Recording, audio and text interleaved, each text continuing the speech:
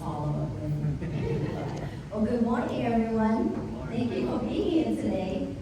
So when my good friend Luan, I don't know where he went already, but he introduced me to Charlie, and Charlie then invited me to do the seminars today. I was honored because I have never done anything like this before. This is my first seminar, but I want to put something together because, as you know, Charlie, his family, Luan, is very well known in our community. So they probably know 20 real estate agents, but they picked me to be here, so I'm very honored. So before I get into the slide, I want to tell you a little bit about me. So for some of you who don't know who I am, I was raised in Vietnam in a property. So when I talk about property, during my teens year, I get to witness my family go hungry for days. So that's how poor we were. But we have a plan. We pray for it and we plan to get out of that. So when you have a plan and a clear vision, when the opportunity comes, you take the chance. So when my uncle offered me the opportunity to come to the U.S., I took that chance. So in March 10, 2004, I came to the U.S. I started working immediately the next day. I didn't speak English back then, but hey, I'll figure it out. It's the American dreams, right? But I quickly learned that the American dream requires a lot of hard work. It just doesn't happen right away. So through school and everything, I graduated high school as a salutatorian, a second rank in my high school. 4 years later, in 2010, I graduated with a bachelor's degree in business management. Then I continued the next 8 years in banking. That's why I gained my knowledge about finance and different things, how to save money. My late husband and I always dreamed to own our first property. And we were broke, we have no money. So owning the first property, you have to save the down payment. And it's not easy to save the down payment. I have to work 4 jobs for 3 years to save our first down payment. I wish I know Lily back then. Lily, can you stand up? So Lily is our loan officer. She's very well known in the community. So I wish I know her back then. I would have saved 3 years of my life working 4 jobs, right? But it is what it is. Whatever God teach you, it makes you stronger. So when my son was born in 2017, I have to switch my career from banking into real estate. So when I get into real estate, I was able to get access to information. I was able to get more in-depth knowledge into the market, the financial options, different things that will gain knowledge in investment. So my husband and I start investing. So we go from one property to the next, and I continue the journey we have started. So fast forward to today, I'm running a real estate team with 4 admins that support me. We're doing residential. We also manage property, rental property, and then we're looking into expand into commercial next year.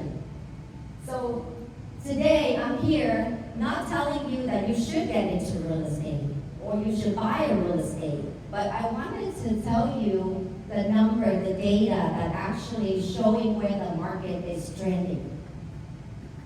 So before I get into my slides, I wanted to give credits to the Crumper report. So these people are, Michael Orr is the founder of the Crumper report. We have access to these reports every week. We meet with Tina Tempe. She's a senior residential housing analyst. She will go over the data with us every Tuesday. So we understand the market trending, we understand where the market is going, and then we can educate a buyer, we can educate a seller. So people think of real estate agent as bipolar, right? Because we have 2 different personalities. The conversation I have with a buyer might be different conversation I have with a seller. It depends on the market, where it's trending. So a lot of my slides today is coming from the Crumper report. So it's not me studying it. These are professionals that study, analyze the market. So that's a lot of number. And I know it's early Saturday morning. You have their coffee and everything, but I'm not gonna go over the detail. I'm gonna go through them pretty quickly so you can have some idea of where the market is heading. You're more than welcome to take a screenshot, take a picture, whatever you need to do. I'm just gonna go through them pretty quickly. So on this chart right here, you're gonna see the days on the market. So we analyze the days on the market from the time you put your home on the market to the time that you sell, you have it sold. So we go back way before the history and then all the way up until today. So in today's market, on an average time to sell a house is about 70 to 80 days. You see the peak right there, the laser probably didn't work, but the very high peak right there where it reached almost 180 days, that's when the market crashed. So we at 70 to 80 right now. So in this indexes, it's a combination of the index, the supply and demand. So for some agent that you probably know, they in denial that we're in sales, right? But we are a salesperson. So our sales always managing supply and demand. There's so many supply and then there's no demand, nobody buying it, we be our job, right? So during the crash, you see that's a huge gap right there between supply and demand. There was so much supply, but there's not enough demand. So on the news right now, you hear market gonna crash, and that's all we hear about. But if you look at the current day, 2025 up to today, we actually in the normal market. We have inventory, but we don't have enough demand. We are scared. People are scared. It's too expensive. Can we afford it? Is it gonna crash? The news just scare all of us. So here, the next one is also supporting. So this one is pulled in July. So 30 days prior in July, the supply actually went down, and then demand also down. This one, I went back 4 years. So in 2021, the average median sales price is around $340,000. Nobody wanted to buy it back then. And then it jumped to $480,000 median sale price. It jumped too fast, too quickly, because that's during the COVID time. Then it went into a correction and it flattened it out. I went back a little bit further to 2000. So in 2000, the median sales price is $138,000. We all wish we bought that then, right? But no, it went up and then it crashed and then it jumped all the way to $480,000 and now it's flattened it out. So this is the index, the combination index, appreciations, and the rate of inflation. So she put it all together. Now you see the big blue deep right there, that's where the market crashed, and you see the depreciations of the home during that time. Now if you look at this chart right here, we have no signs of home depreciating. This is just a quick example for the people who fear about buying that home for the first time. So for example, if they buy a home today at $465,000, 10% down, estimate interest rate at 6.65%, maybe 3% yearly appreciation, because nobody can predict if the house is going to go up or down, right? So we just go with that number. In 5 years, you will gain $146,000 equity, $269,000 in 10 years in equity. I don't know if I can save that money in 10 years. Here is the interest rate and the recession. So the blue line go through is the interest rate, where the interest rate go up and down, and then this is the part where everybody's waiting during the COVID, when the interest rate is at 2%. This is once in a lifetime, since 1975 up until today. So if the people still waiting for that interest rate, I don't know when it can happen again. But if you see this blue box right here, these are the recessions. So right now, the only recession that we see a little bit, which is during the COVID time, but we don't have any sign of recessions right now. So a lot of people say everything in the buyer market is not true because each city has its own market. Each city has its own inventory. So it depends. So like Chandler is still the seller market. The Gilbert, Tempe is a balanced market. So that's where we come in as a bipolar personality, right? When you call us for consultation, we want to know where your property located. The locations is still the most important key in real estate. So like Chandler, Fountain Hill, Phoenix, Scottsdale, Mesa are still in the seller market.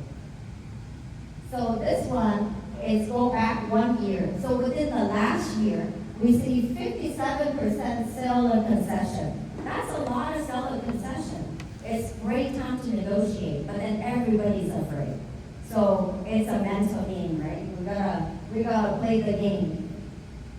And also the median sales price increased, not decreased like the news has said. Phoenix market has been a buyer market since March, so there's a lot of opportunity there. I want to touch a little bit about rental as well, but we don't want to go too much into detail because as Charlie said, there's risk involved, like real estate. Rental, there's a lot of risk involved, but you have to know the facts, the number of what is really involved in a great rental property with a cash flow. So when clients come to us, we analyze the location, the ROI, the cash flows, and things like that before we even suggest what we should do with certain locations. So this one, I pull the average lease price point per square foot for rental. So we go back 2015 up until today. You see the rentals also go up and it kind of flat out. So a lot of it, I have to go back a little bit further because real estate is a long-term game. So you buy today and then the next year you're like, hey, can we get some equity? No, it doesn't happen that way. All right, so this article that they provide to us was published in May 18. So this one is saying that Gilbert, Chandler is still the top 100 cities to live in. It's still the best place to live. And right now, you all know we have a direct flights to Taiwan. So TSMC coming in town. Arizona still ranked number 4 in the nation for semiconductor manufacturer with like 24,000 employees. So this slide is to support the other slide. Basically, Arizona is still the winning global investment. Oh yeah, this one they talk about the Taiwanese TSMC as well. And then this one is talk about Arizona is still a number 3 job growth in all 50 states. And if you look at the 31% of the average hourly earning, we actually making more money, but then we have to pay more. So just for fun fact, I went back a little bit further to show you. In 1987, this property is in Scottsdale, 3-bedroom, 2-bath. It listed and it sold for $125,000. Fast forward to today, 39 years or 40 years, something like that. It's listed for $1 million. It's estimated to be $1 million. Wow. I'm a coaching member for a Tom Ferry International Real Estate. I just came back from a real estate conference. There are like 5,000 realtors over there. And we are talking about the market trending, where the market's heading with AIs and everything that involved. So with this one, I take a picture and want to share with you the monthly payment in 1985 and the monthly payment in 2023 and the differences. And then I saw this one. I thought that would be cool to show some young folks in this room that by the time we as millennials retired, the median home price might be at $1 million. So we don't have to buy a lottery ticket, we just need to invest, right? So what all this means to you. So I wanted to leave you with this. This is toward the end of my slide, right? I know I'm gone really fast. But, you know, real estate is a long-term investment, and there's risk involved. So that's why we don't believe in one strategy that fit all. And when Charlie and Luans and I talk, we want to bring to the local market the local data, and we want to be the sources for you. So when you're ready to plan for your real estate investment, we want to talk to you to see what's your risk tolerance. Because every investment has risk tolerance. We're not going to stand here and say, oh, you should invest to real estate. You should invest with Charlie with no risk. They are all different type of risks. But the risk for him might be, the tolerant risk for him might be bigger than the tolerant risk for you, right? So everybody in a different situation, everybody in a different financial goal, different emotional when it comes to the market. And every time you want to invest, every time you want to buy something, there's always something that's stopping you from moving forward. As if interest rate, recession, political, right? Voting's a different thing. So my challenge for you all is this weekend, when you get a moment, think about your next 10 years. What you want to do for your investment, what you want to do for yourself financially. If you don't listen to me, 10 years still pass anyway, right? But once we have a clear vision, it delivers a clear result. And I don't think right now we are lack of knowledge, lack of information. But you can open your phone right now and ChatGPT can tell you everything I just said. But I don't think that ChatGPT can really understand your feeling, your emotional, your fear of your, financially investing for your future, your family, and that's why we want to put these workshops together, just to really bring you the true knowledge of what it is about the market, not on the news that you hear that it's going to crash. So the last thing I want to leave you is don't time the market. Understand the number, have your game plan, and when the right time comes, I encourage you to take the first steps. That's it at the end. Any question? I go pretty fast because I'm like, oh, we're running out of time. Well, Sabrina, you should tell them about like how to pick a good realtor versus a bad one, because obviously we just been through that, right? Yeah. Oh, yeah. So it would be good to know, like when you interview your realtor, what are they looking for? Yes. So normally I do consultations, and a lot of times people really misinformed about the consultations because I do have buyer consult, seller consult. The only thing is, with Charlie and his team, they are financial advisor. They instantly earn the respect, and people would take the time to go see them, sit down with them, and talk about the consult. But with real estate agent, 90 hours of credit, you become a realtor. And there's so many out there. I'm sure you know like 10 of them, right? Yeah. So it's a misconception. And I think that's why when Charlie and Luan gave me this opportunity to be up here and talking to you, I took the opportunity, even though I have never done something like this before. But I think if you hire the right agent, it's not only saving you the money, but also giving you a bigger picture of the investment. Because purchasing a home is not just today, it's also the future. What are you going to do with it? Because your life changed. Like right now in the market, people the agent that maybe do it as a hobby, or the agent that maybe have a license so they can count the year they're in business, may think that, oh, the market is really slow. There's nothing happening. There's nothing out there. But for us, we know that life changed. My husband died. There's different things happen. People get married. People have to downsize. They relocate. Health issue. You gotta go from 2-story to 1-story. There's like different. I think they call like a 7D, like divorce, diaper, something. I can't name it all. But we have that in our mindset and really understand where the clients is coming from and give them the best advice that fit their situation. Because the situation you have might not fit the situation that the other person has. So, yes.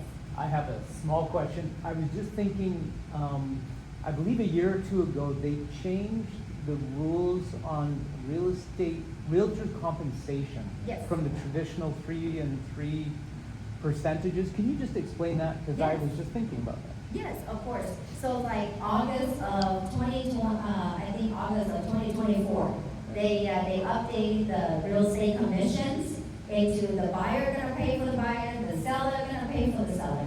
And that's why I keep saying that real estate agents is bipolar, right? Because when we have a conversation with a seller, it's different than when we have a conversation with a buyer. So when I'm representing the seller, I'm gonna talk to the seller about the market. If the market right now is trending where the buyer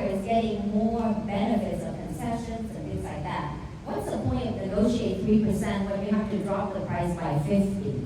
So, but when I'm talking to the buyer, I'm like, you should buy right now because the seller's paying for your commission. But you listen or not, it's up to you. And then later when the market changes and the inventory drops and the Gen Z and the millennial coming out and reinvest the property, then at that time we lower inventory, then you might have to pay for your commission. But at this point, we don't have enough demand, so the sellers still paying for our commissions on the buyer side.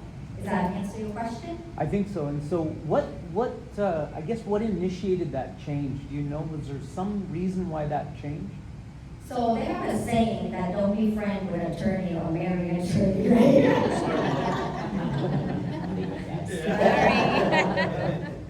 So it's initiated by an attorney selling his house.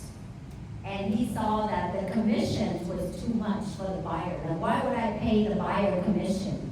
The buyer should pay for his commission, and that's where it started. And it started way before 2024, but it finalized in 2024. And that's why be friend, be on the good side with an attorney, but don't make him mad. Any other question? Well, thank you so much. Oh, yes. So as a first-time home buyer, how much should one person invest towards the principal payment? So as a first-time home buyer, Yeah. the first step is to see how much you can qualify. The second step is to see how much you can afford monthly.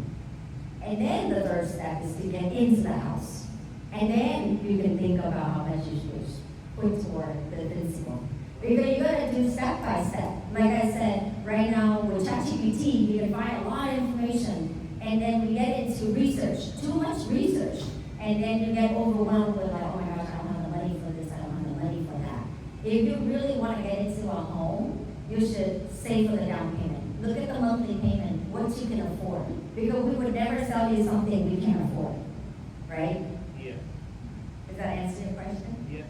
And I just wanted to add, leave room for maintenance. And don't put everything down in the deposit and leave nothing for unexpected maintenance, which tends to happen. And also leave room for lifestyle. Yeah. Because- And that's where the 50-30-20 budgeting guidelines, I think might come in handy in making sure that 50% of your take-home pay isn't going to your essential, or that's the goal, is staying under 50% for essential expenses, which would include your mortgage, but also your insurance, your gas, your groceries, your any other premiums that you have. So just stay within that guideline. I think, investment and first-time home buyer is not easy for a lot of people. Because we do make really good money, because you see the income increase.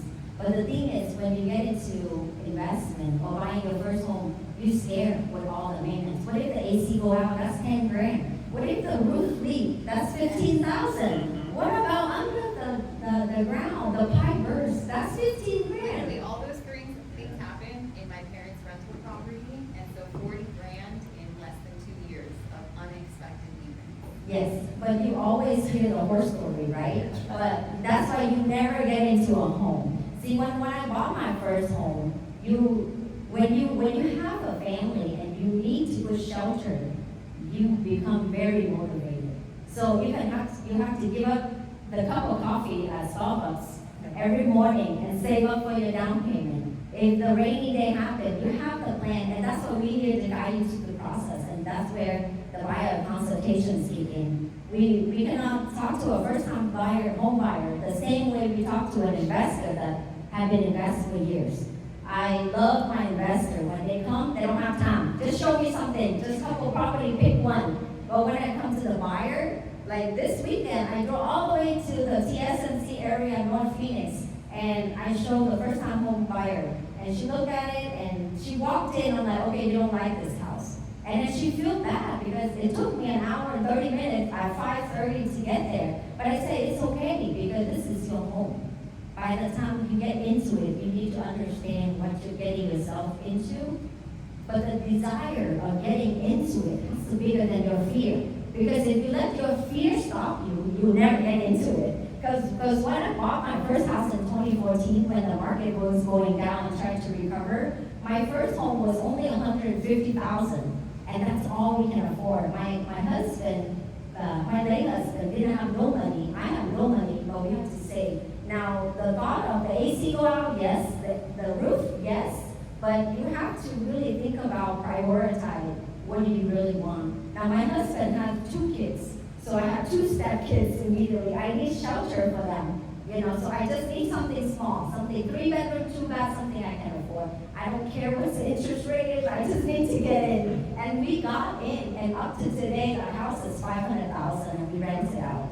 So it's like, yes, there is fear, and there is different things that you have to look at. That's why we're sitting down with our clients and see where you at with the risk tolerance.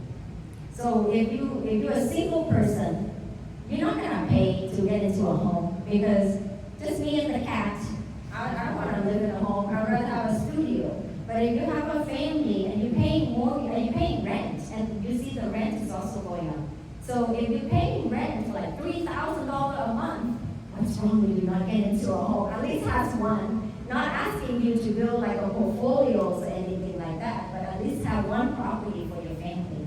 And then when, let's say the AC's break, okay, put on a credit card and stop getting to Starbucks every morning and pay for those credit cards, right? We figure it out because we have to prioritize what is important for us, what is important for our family. Yes, real estate has a lot of risk, but I know that all of us in here today want to learn something, and we never gonna do anything to take away the shelter of our family.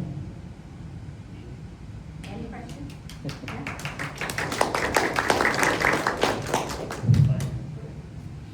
Oh, wait. Can we take a 5-minute break? Yes.